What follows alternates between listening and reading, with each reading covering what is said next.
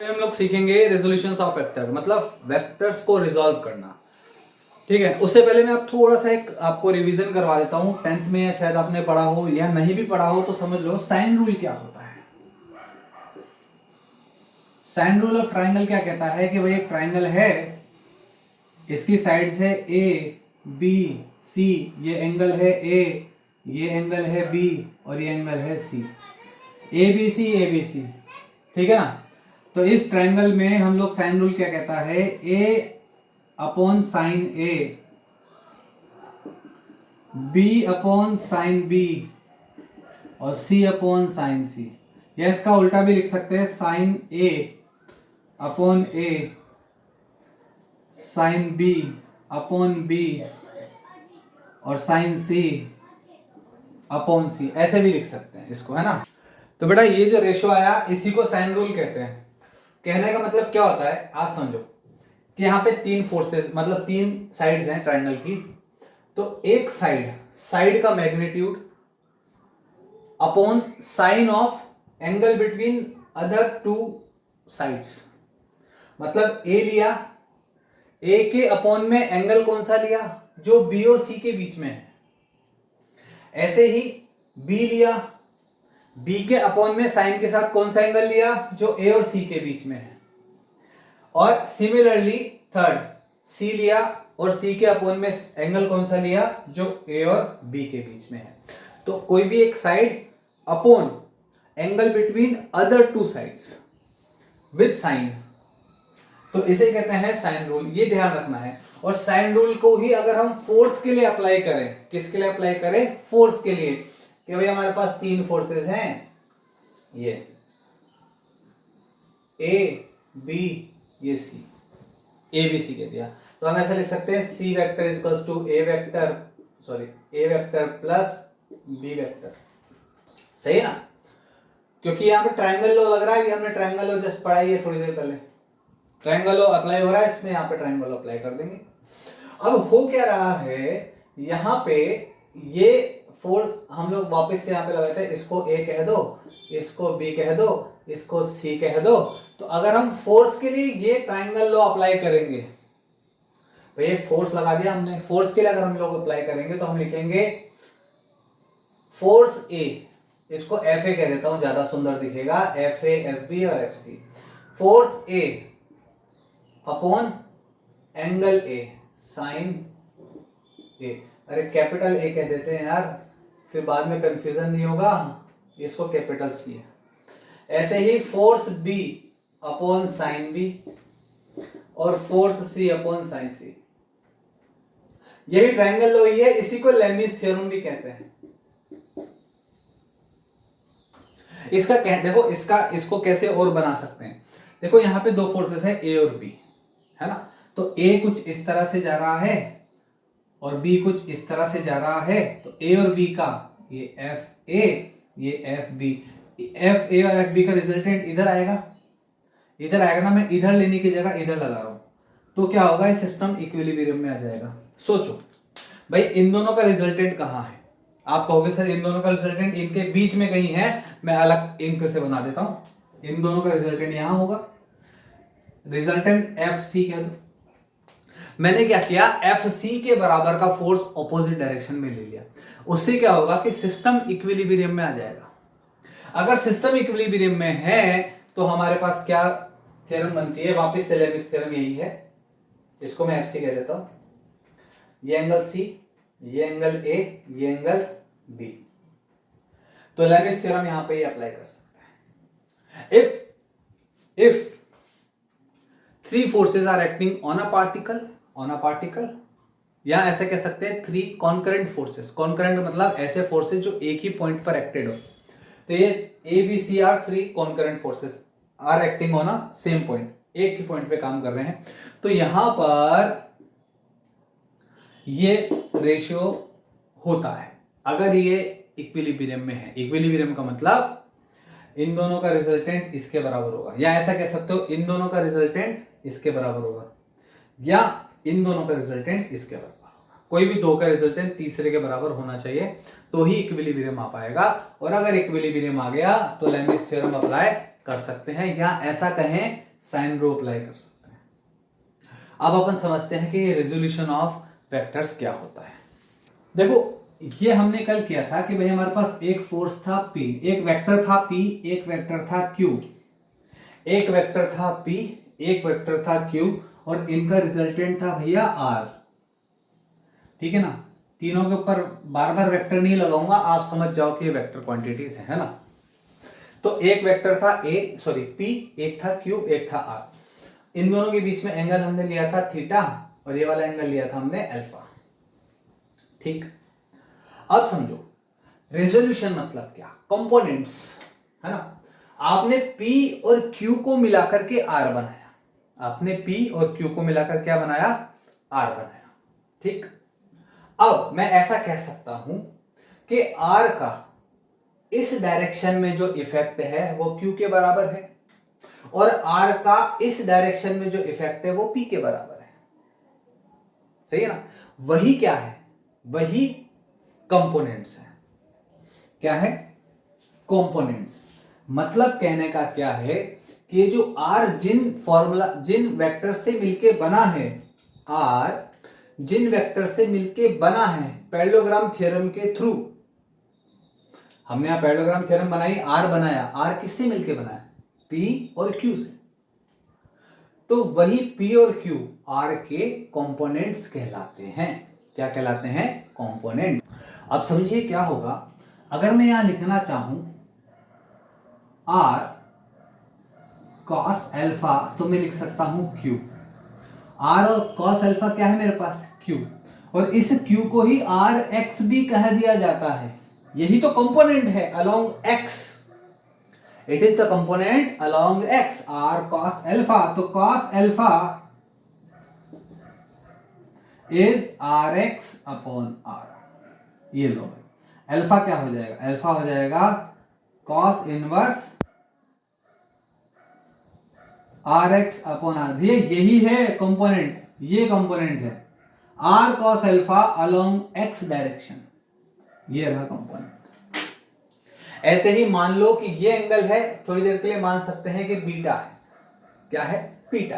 तो हम ऐसा लिख सकते हैं R cos beta, R cos beta is, what is R cos beta, R cos beta is RY, इसको RY कह सकते हैं हम लोग। बाकी तो सब कुछ सेम ही है, beta is equals to cos inverse RY upon R, that's it, और कुछ नहीं करना है हमें। तो हमने यहां से अल्फा निकाला, यहां से बीटा निकाला, काम खत्म, हमारा पैसा आसान।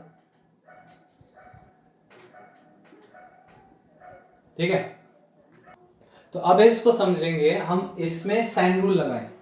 साइन रूल लगाएंगे तो क्या मिलेगा हमें, देखिए एक फोर्स हो गया R, एक आ गया RX, एक आ गया RY। ठीक, तो हम लिखेंगे RX RY upon upon upon, फिर लगाएंगे साइन साइन साइन। अब हम लिखेंगे R upon angle between X and Y, P and Q। तो इन दोनों के बीच में जो एंगल है वो है alpha plus beta, alpha plus beta, तो sine alpha plus beta. RX इन दोनों के बीच में एंगल कितना है, बीटा, तो यहां लिखेंगे RX अपॉन बीटा। एक फोर्स और एंगल बिटवीन अदर टू, तो अदर टू ये हो गए, इन दोनों के बीच में एंगल है बीटा। ऐसे हमने R लिया था R, तो अदर टू के बीच में एंगल कितना है, ये रहा अल्फा प्लस बीटा। ऐसे ही थर्ड लेंगे साइन Y, जब हम लोग ये लेंगे तो एंगल लेंगे ये वाला साइन अल्फा। सही है, तो देखिए मैं इस इक्वेशन का यूज करके RX लिख सकता हूं R sine beta upon sine alpha plus beta, इन दोनों का यूज करके साइन बीटा को ऊपर ले गया, RX आ गया। सिमिलरली RY निकालूंगा तो लिखूंगा R sine alpha upon sine alpha plus beta. इसी को कहते हैं रेक्टेंगुलर कंपोनेंट्स। क्या बोलते हैं, रेक्टेंगुलर कंपोनेंट्स कहते हैं इसको, ये साइन फॉर्मूले से निकलता है। तो ये आर एक्स और आर वाई जो है वो म्यूचुअली परपेंडिकुलर हो ऐसा जरूरी नहीं है। देखिए यहां पर आर एक्स और आर वाई म्यूचुअली परपेंडिकुलर है क्या, नहीं है, हो भी सकते हैं, हो सकता है अल्फा प्लस बीटा की वैल्यू 90 डिग्री हो, बट कंपल्शन नहीं है ऐसा होगा, ऐसा निश्चित तौर पे नहीं कह सकते। दोनों के बीच में एंगल 60 भी हो सकता है, 75 भी हो सकता है, 40 भी हो सकता है, कितना भी हो सकता है। रेक्टेंगुलर कंपोनेंट्स तो लेकिन इस तरह से निकाले जा सकते हैं। अगर ये अल्फा प्लस बीटा की वैल्यू 90 होगी, अल्फा प्लस बीटा की वैल्यू क्या हो जाएगी 90, तो ये हो जाएगा R x sine beta, R x sine alpha, alpha plus beta 90 sine 91 होता है। अब देखिए क्वेश्चन क्या बनेगा, क्वेश्चन बनेगा एक वेक्टर है, बताइए ये वेक्टर एक्स एक्सिस के साथ कितना एंगल बनाता है। एक्स एक्सिस के साथ जब एंगल निकालना होगा तो मैं ऐसा लिख सकता हूं cos theta equals to A X upon A, X component upon A. अभी हमने निकाला था ये, तो यहां तो साइन रूल लगाया है, इससे पहले हमने जब यहां पर लिखा था वो cos के साथ लिखा था, याद हो तो आपको। तो ए एक्स कितना है, ए एक्स है 2, और ए मतलब mod of A, not vector A, mod of A, तो मोड ऑफ ए आ जाएगा 2 स्क्वायर 3 स्क्वायर माइनस 1 स्क्वायर, ये -1 है, कितना हो जाएगा 2 अपॉन 4 और 9 13 और 1 14 अंडर रूट 14, ये कॉस थीटा है, दैट्स इट। यही तो एंगल है, theta is equals to cos inverse 2 upon root 14, ये आंसर आएगा। ऐसे ही मान लो कि बोले y एक्सिस के साथ कितना एंगल है, तो मैं लिख सकता हूं थीटा की जगह लिख देता हूं beta is equals to cos inverse y axis मतलब 3 अपॉन अंडर रूट 14, और z एक्सिस के साथ कितना है gamma cos inverse -1 upon root 14। इसको सॉल्व कर सकते हैं और एंगल हम कैलकुलेट कर सकते हैं इजीली। तो इस तरह से हम एंगल्स भी कैलकुलेट कर सकते हैं। अब ये क्वेश्चन आ गया, इसमें कह रहा है हमारे पास 3 वेक्टर्स हैं 5 रूट 2 1 एंड 3। ये कह रहा है इन तीनों के रिजल्टेंट का डायरेक्शन और मैग्नीट्यूड बताओ। तो इन तीनों के रिजल्टेंट का मैग्नीट्यूड और डायरेक्शन निकालने के लिए हम इसको रिजॉल्व करेंगे। We will calculate its components and add. सबसे पहले एक्स डायरेक्शन में देखेंगे, इसका कंपोनेंट एक्स डायरेक्शन में आएगा 5 रूट 2 कॉस 45 डिग्री। ये भाई साहब तो खुद ही एक्स डायरेक्शन के अलोंग कार्यरत हैं, तो ये सीधे सीधे ऐड हो जाएंगे यानी कि 1। इनका कोई भी कंपोनेंट एक्स डायरेक्शन में नहीं आएगा क्योंकि अलोंग वाई एक्सिस काम कर रहे हैं।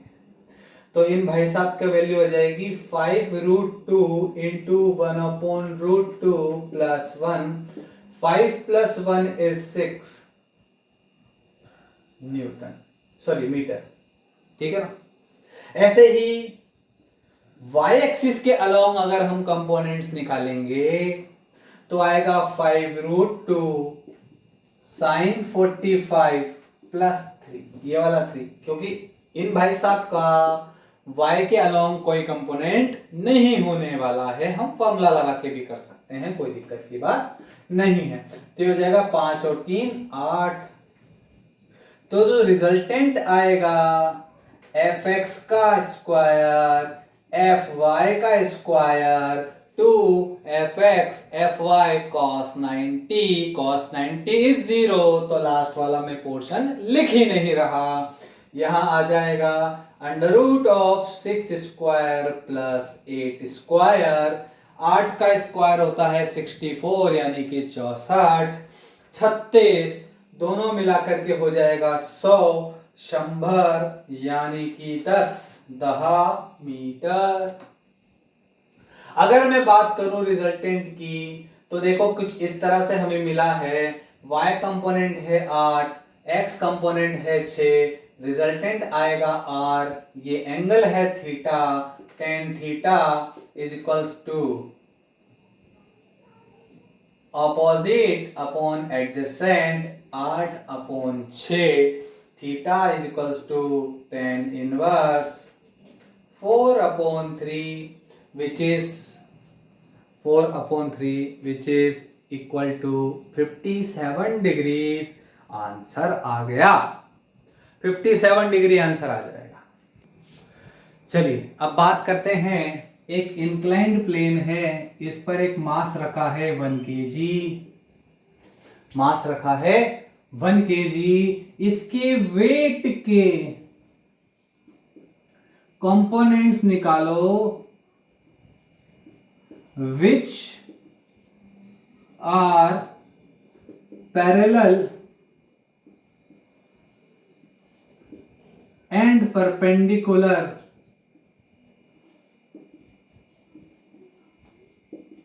to the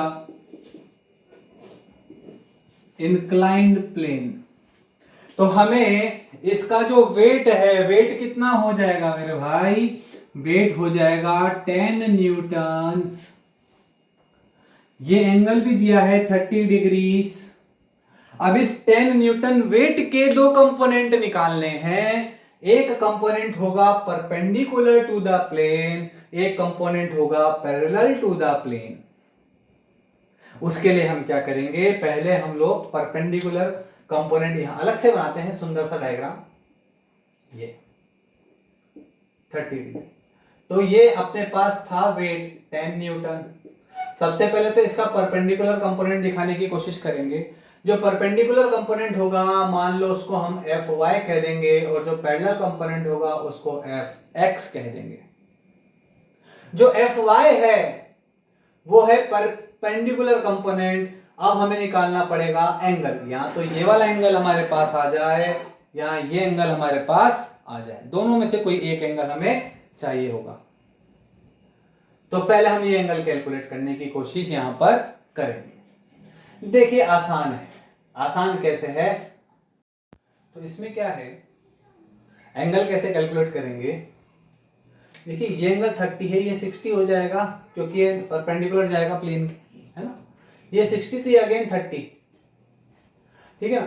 तो अब ये 30 हो गया, इसका 10 का ये वाला कंपोनेंट, तो हम लिखेंगे Fy equals to 10 cos 30, 10 cos 30, ये हो जाएगा 10 इंटू cos 30 होता है √3/2, यानी कि 5√3 न्यूटन। ऐसे ही जब x कंपोनेंट निकालेंगे तो हो जाएगा 10 sin 30, sin 30 कह दो, या इस एंगल को हम 60 कह सकते हैं, तो cos 60 भी कह सकते हो। ये अल्फा हो गया, ये बीटा हो गया, cos 60 भी लिख सकते हैं इसको। मैं लिख देता हूं sin 30 या 10 cos 60, क्योंकि ये एंगल 60 है तो cos 60। तो कितना हो जाएगा, Fx हो जाएगा 10 इंटू 1/2 यानी कि 5 न्यूटन। तो इस तरह से 10 न्यूटन बनेगा x और y को मिलाने के बाद। तो इस तरह से हम कंपोनेंट्स कैलकुलेट करते हैं किसी भी वेक्टर के। अब आगे चलते हैं हम लोग। तो देखिए अभी तक हमने क्या सीखा है, अभी तक हमने सीखा है कि किसी भी वेक्टर को ऐड कैसे करते हैं, वेक्टर को सब्ट्रैक्ट कैसे करते हैं, और हमने सीखा है कि वेक्टर्स जो होते हैं उनके कंपोनेंट्स कैसे निकालते हैं। अब हम देखेंगे कि अगर हम दो वेक्टर क्वांटिटीज को मल्टीप्लाई करेंगे तो क्या होगा। ये अच्छा क्वेश्चन है कि अगर हम दो वेक्टर क्वांटिटीज को मल्टीप्लाई करेंगे तो क्या होगा। देखिए दो केसेस हो सकते हैं। अगर दो वेक्टर को मल्टीप्लाई किया आपने, ए को मल्टीप्लाई किया बी के साथ और आपको मिला एक स्केलर क्वांटिटी, तो इसे कहते हैं स्केलर प्रोडक्ट। क्या बोलते हैं, स्केलर प्रोडक्ट। तो अभी हम सीखेंगे स्केलर प्रोडक्ट, यानी कि स्केलर मल्टीप्लिकेशन। जब भी दो वेक्टर क्वांटिटी को मल्टीप्लाई करने के बाद एक स्केलर क्वांटिटी हमें अचीव होगी, मिलेगी, तो उस प्रोडक्ट को हम कहते हैं स्केलर प्रोडक्ट। इसको लिखते हैं डॉट के साथ, इसको रिप्रेजेंट करते हैं डॉट के साथ, और इसको ऐसे लिख सकते हैं c equals to AB cos theta, AB cos theta. और थीटा क्या है? थीटा है angle between A and B। Vector A और वेक्टर B के बीच में जो एंगल है वही है थीटा। तो हमारे पास C आ गया AB cos थीटा। अब हम कुछ चीजें समझते हैं।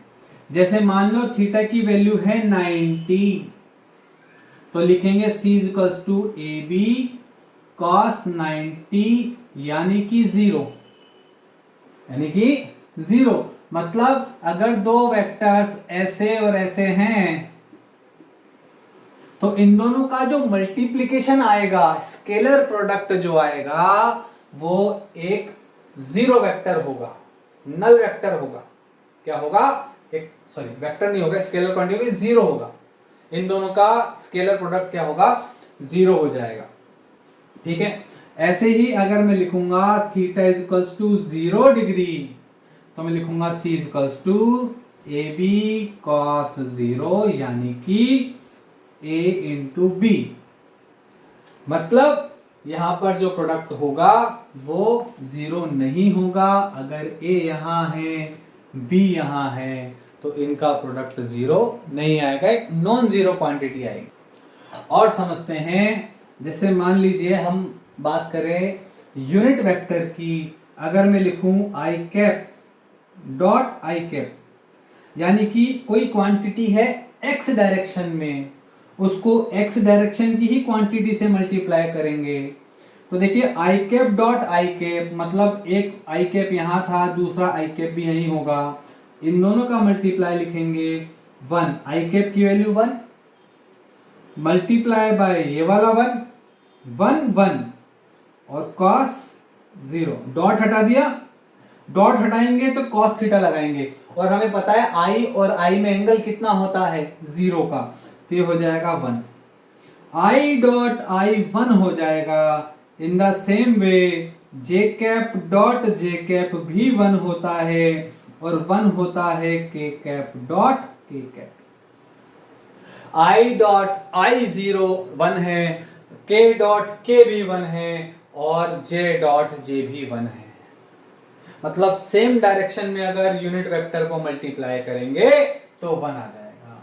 अगर मान लो कोई मल्टीप्लाई करता है i डॉट j, तो i की मैग्नीट्यूड 1, j का मैग्नीट्यूड 1 और cos 90, तो ये हो जाएगा 0।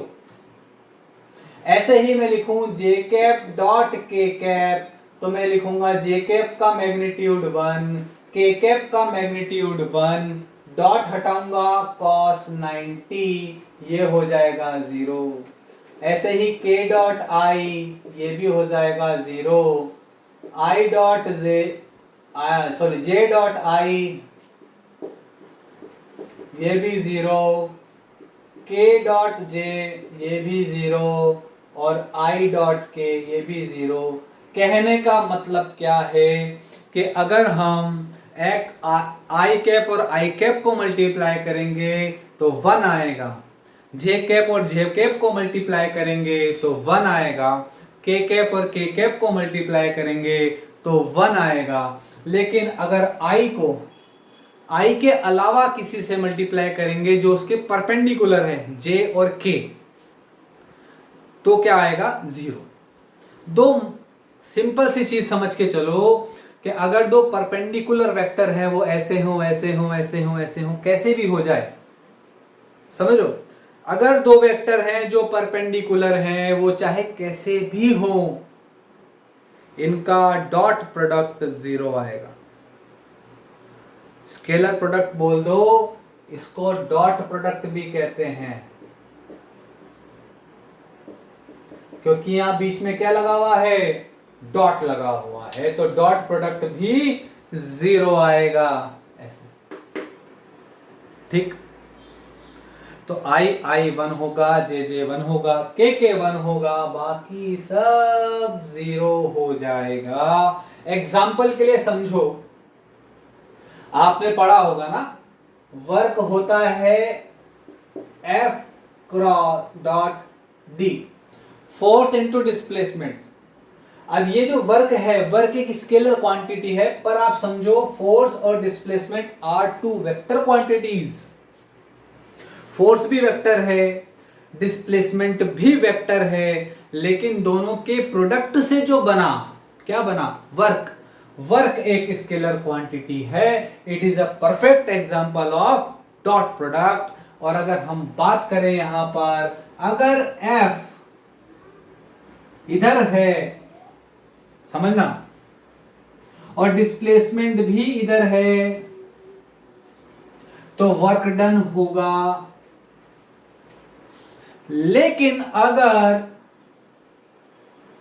F इधर है और D इधर है, तो वर्क डन 0 हो जाएगा। Work done by force, this force is 0।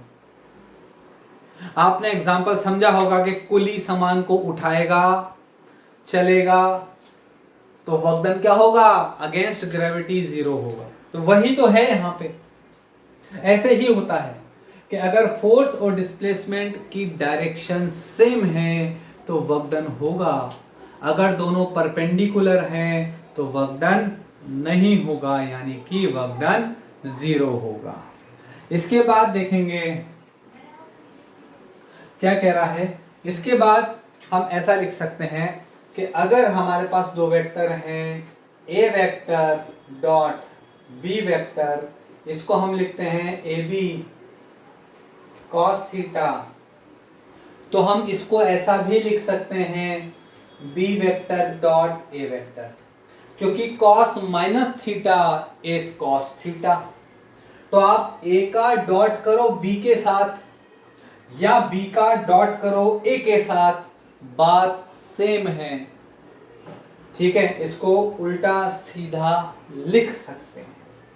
एक प्रॉपर्टी और जो अभी याद आ रही है वो लिख सकते हैं, अगर ए को डॉट करोगे बी प्लस सी के साथ, ए को डॉट किया बी प्लस सी के साथ, तो इसको लिख सकते हैं A dot B plus A dot सी।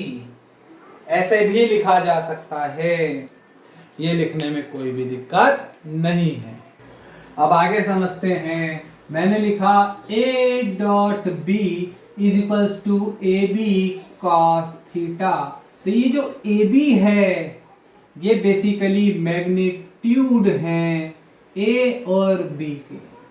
तो हम लिख सकते हैं cos theta is equals to A dot B upon magnitude of A and magnitude of B. तो हम यहां से कैलकुलेट कर सकते हैं एंगल बिटवीन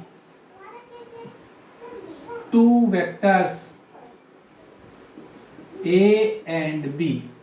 अगर हमारे पास कोई दो वेक्टर आ जाए रैंडम, जैसे कि आई cap plus J cap plus K cap, और एक वेक्टर आ जाए माइनस का आई कैप, माइनस का जे कैप, माइनस का के कैप, बताइए इसको ए वेक्टर कह दो, इसको बी वेक्टर कह दो। Angle between A and B, A और बी के बीच में एंगल कितना होगा, तो हम कैलकुलेट कर सकते हैं cos theta is equals to I J K I cap plus J cap plus K cap dot minus I cap minus J cap minus K cap upon mod of this, यानी कि under root of 1 square 1 square 1 square multiply by under root of this, इसका mod यानी कि 1 square. -1 का square भी 1 ही होता है, तो -1 -1 -1 मैं 1 लिख देता हूं भाई, कोई दिक्कत नहीं है। तो अब करेंगे डॉट प्रोडक्ट। जब हम i को i से मल्टीप्लाई करेंगे तो 1 आएगा, माइनस का 1, ठीक, प्लस i को j से करेंगे dot product, i dot j 0 हो जाएगा, i को k से करेंगे तो भी 0 हो जाएगा, ठीक है, फिर j को i से करो तो 0 हो जाएगा, इस j को j से करेंगे तो माइनस का 1 आ जाएगा, प्लस फिर हम k को k से करेंगे तो माइनस का 1। देखो i को i से करने पर ही 1 मिलेगा, यहां लिखा था मैंने, बाकी i को j से करो, j को k से करो, k को i से करो, डॉट प्रोडक्ट जब करेंगे तो वो 0 आने वाला है, तो लिखो ही मत जो 0 आने वाला है। अपॉन में क्या लिखेंगे, इसका आ जाएगा √3 और √3, √3 और √3 कितना हो जाएगा, √3 हो जाएगा 3, भाई √3 से √3 को मल्टीप्लाई करोगे तो 3 हो जाएगा, ये कितना हो जाएगा, ये हो जाएगा -3/3 यानी कि माइनस का 1, थीटा की वैल्यू आ गई cos इनवर्स -1 यानी कि 180 डिग्रीज पाई, cos 180 होता है -1 यानी कि पाई, तो हमारे पास angle between these two vectors आ गया।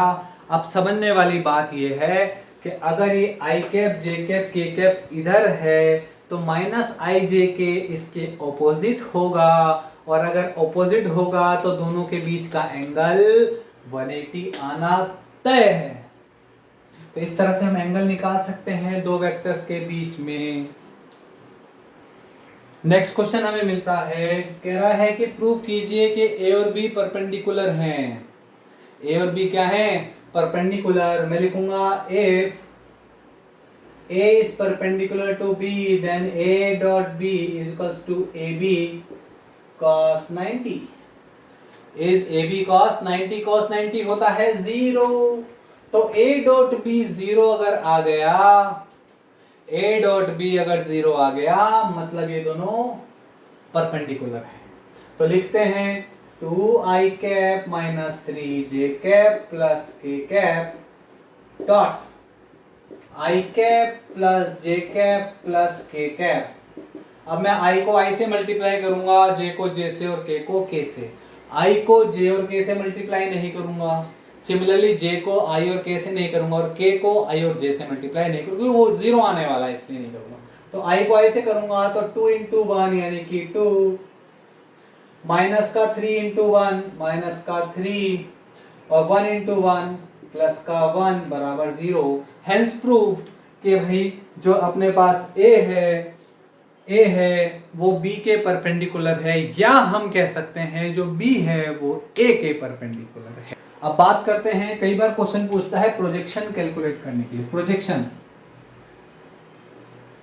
मान लो एक वेक्टर है a, एक वेक्टर है b, दोनों में एंगल है थीटा।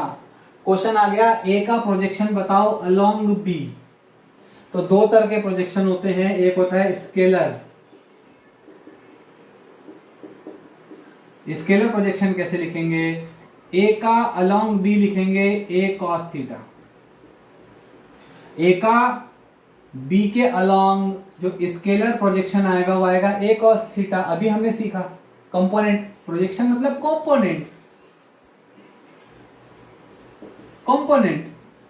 तो cos थीटा क्या होता है, इसको लिख सकते हैं a dot B upon mod of a mod of b। इसको हम ऐसे भी लिख सकते हैं a dot B upon mod of a mod of b a cos theta. अभी न्यूमेरिकल करेंगे और समझ में आ जाएगा। ऐसे ही वेक्टर प्रोजेक्शन, इसको लिख सकते हैं a cos थीटा और क्या करेंगे b कैप। अरे भाई वेक्टर में क्या होता है, स्केलर में डायरेक्शन की रिक्वायरमेंट नहीं होती है तो हम डायरेक्शन नहीं लिखेंगे, लेकिन अगर हम बात कर रहे हैं वेक्टर प्रोजेक्शन की या वेक्टर कंपोनेंट की तो हमें डायरेक्शन चाहिए है। और डायरेक्शन कौन इंडिकेट करता है, डायरेक्शन इंडिकेट करता है यूनिट वेक्टर। तो हम यूनिट वेक्टर लिख देंगे। और यूनिट वेक्टर लिखने का भी तरीका हमें पता है, हम इसको लिखेंगे a cos theta vector b upon mod of b, that's it. और इसको सॉल्व करना है तो ये लिख दो पूरा, a dot b upon mod of b bracket बंद, फिर लिखेंगे vector b upon mod of b, that's it. थोड़ा सा लेंथी होगा लेकिन हो जाएगा। अब क्वेश्चन करके देखते हैं। क्वेश्चन कह रहा है ए ये है, बी ये है, आप ए का प्रोजेक्शन निकालो अलोंग बी। कौन कौन सा निकालना है, स्केलर और वेक्टर। पहले स्केलर निकालते हैं, तो इसको लिखेंगे स्केलर कंपोनेंट के लिए, यह स्केलर प्रोजेक्शन लिखेंगे ए। इसको देखो और कैसे सिंप्लीफाई कर दूं थोड़ा सा, तो इसको ऐसे लिख सकते हैं, देखो ए से ए कैंसिल हो जाएगा, तो क्या बचेगा A dot B upon mod of B.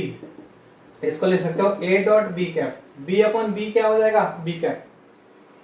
मैं लिखूंगा A dot B cap, A कितना है 3i cap 4j cap 5k cap, और बी कैप कैसे लिखेंगे, dot i cap j cap k cap upon mod of B. Mod of B कितना होगा, under root of 1 square 1 square 1 square, ठीक है।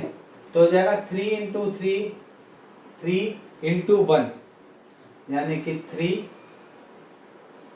फिर 4 इंटू 1 यानी कि 4, और 5 इंटू 1 यानी कि 5 अपॉन अंडर रूट 3, तो 4 और 3 7 और 5 12, 12 अपॉन रूट 3। ये इसका स्केलर कंपोनेंट आ गया along B, scalar component of A along B. इसको और क्या लिख सकते हैं, इसको लिख सकते हैं 4 रूट 3। अगर बात करें वेक्टर कंपोनेंट की, तो वेक्टर कंपोनेंट निकाल लेते हैं। यहां से हम ए से ए कैंसिल कर सकते हैं, बी कैप और ये बी कैप, हाँ 2 बार बी कैप हो गया। चलो ठीक है, करते हैं solve. Vector component, vector component क्या बोलेगा, ए यानी कि 3i cap 4j cap 5k cap, फिर इससे मल्टीप्लाई करेंगे, कॉस थीटा निकालना पड़ेगा। उसके लिए हम लिखेंगे इसको इस तरह से, देखो यहाँ पे लिख सकते हैं, इस ए से ये ए कैंसिल हो जाएगा, तो क्या बचेगा A vector dot B cap into ये भी बी कैप है ना, बी कैप, ऐसे लिख सकते हैं, कोई दिक्कत की बात नहीं है। चलो तो लिख दो यहाँ पे, देखो ए डॉट बी हमारे पास है, ये रहा 4 रूट 3, अरे ए डॉट बी कैप है ना 4 रूट 3, तो इसको लिखने की जरूरत नहीं है। हम लिखेंगे A dot B cap bracket बंद बी कैप, तो ए डॉट बी कैप कितना है 4 रूट 3 4 अंडर रूट 3, और बी कैप कितना है, बी कैप ये रहा आई जे के कैप अपॉन रूट 3, ये बी कैप है, ये बी कैप, तो कितना हो जाएगा, रूट 3 से root 3 cancel, 4i cap 4j cap 4k cap. ये आंसर आ गया वेक्टर फॉर्म में, ये वेक्टर फॉर्म में आ गया, ये स्केलर फॉर्म में आ गया, और कुछ नहीं बचा, बहुत सिंपल है ये डॉट प्रोडक्ट। देखिए एक और क्वेश्चन करते हैं, सिमिलर क्वेश्चन है, कह रहा है ए का प्रोजेक्शन बताओ बी पर, तो क्या लिखेंगे, सबसे पहले scalar projection A dot B cap, तो स्केलर के लिए A dot B cap, A के लिए लिखेंगे 2i cap minus j cap minus k cap, ये आ गया हमारे पास ए डॉट बी कैप है i cap minus 2j cap plus k cap under root of 1 square plus 2 square plus 1 square. देखिए 1 स्क्वायर 2 स्क्वायर और 1 स्क्वायर इस तरह से लिखेंगे, फिर i को i से मल्टीप्लाई करेंगे तो आ जाएगा 2, j को j से करेंगे तो आ जाएगा 2, और k से k से करेंगे तो माइनस का 1। भाई k माइनस का 1 आएगा ना, यहाँ से माइनस माइनस प्लस हो जाएगा, ये प्लस और प्लस प्लस ही है, i डॉट i 1 होता है, ठीक है ना, डॉट है बीच में, तो आई डॉट आई 1 होता है, जे डॉट जे 1 होता है, के डॉट के 1 होता है। तो माइनस है तो माइनस माइनस प्लस हो जाएगा, यहाँ प्लस है तो प्लस रहेगा, और माइनस और ये प्लस तो माइनस हो जाएगा। ये हो जाएगा अंडर रूट का 4, 4 प्लस 1 6, 4 और 1 6, 4 और 1 5 और 1 6, अंडर रूट 6। तो ऊपर आएगा 3 और नीचे आएगा रूट 6। दैट्स इट, सॉल्व कर लेंगे, आंसर आ गया। अगर वेक्टर प्रोडक्ट निकालना है तो वेक्टर प्रोडक्ट के लिए अब हमें पता है ज्यादा मेहनत नहीं करना है। वेक्टर प्रोजेक्शन, उसके लिए सबसे पहले हम लिखेंगे ए कैप। देखो ए डॉट बी लिखेंगे। ए डॉट बी कितना है, ये रहा।